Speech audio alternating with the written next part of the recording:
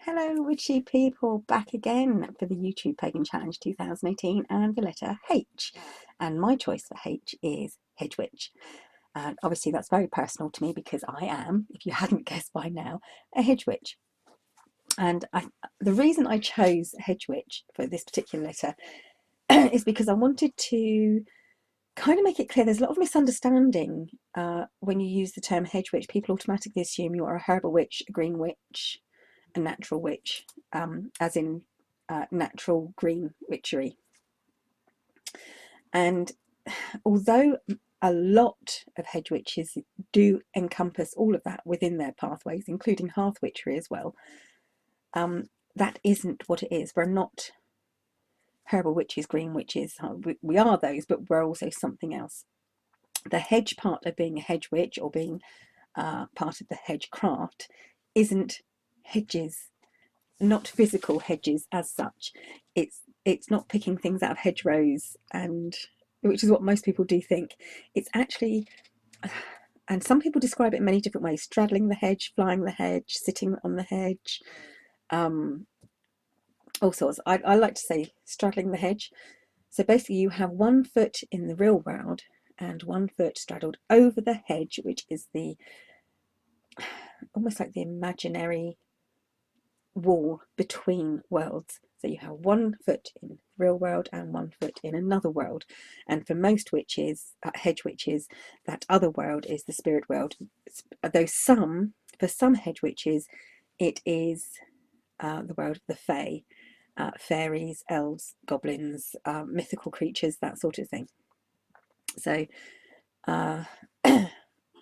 it is a very, very unique, if not the most unique path within paganism and witchcraft. I don't think any hedge witch, no two hedge witches are the same. No hedge witch will follow exactly the same path as another hedge witch. So, and for me, I don't think I really deal with the fae world as such. I deal more with the spirit world. So most hedge witches, not all, but most, do encompass green witchery, hearth witchery, natural magics, and herbal witchcraft within their pathways, as well as a lot of divination, scrying, things like that. We are often solo practitioners. Because our pathways are so unique, we do tend to be very solo. And although we don't follow the Wiccan reed, most hedge witches aren't Wiccans.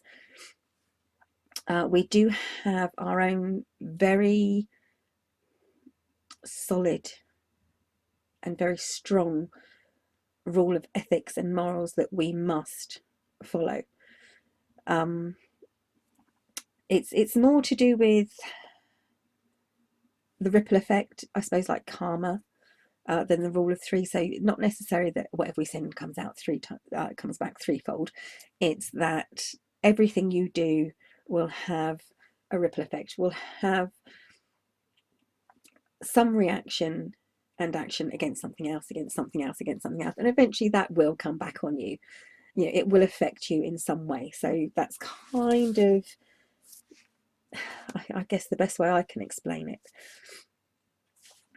We do tend to have quite an extensive herbal knowledge, and like I said, I can only speak for myself because most hedge witches, as I said, do follow a very, very unique path. My pathway, I don't have deities. I do practice a little bit of moon magic, I suppose, but anything I do is not reliant upon what day of the week it is or what month. Well, okay, yeah, it is reliant on what month it is, because a lot of the herbs and such like that I use in my path obviously are seasonal, but obviously with the way things are at the moment, living in the modern world, that's not really a problem as much as it used to be, even sort of like 20-30 years ago. It's much easier to get hold of things now. So if I wanted elderberries, you know, in the middle of winter, I can get elderberries in the middle of winter. If I wanted a winter flower and camellia flower or bud in the middle of spring or summer, I can.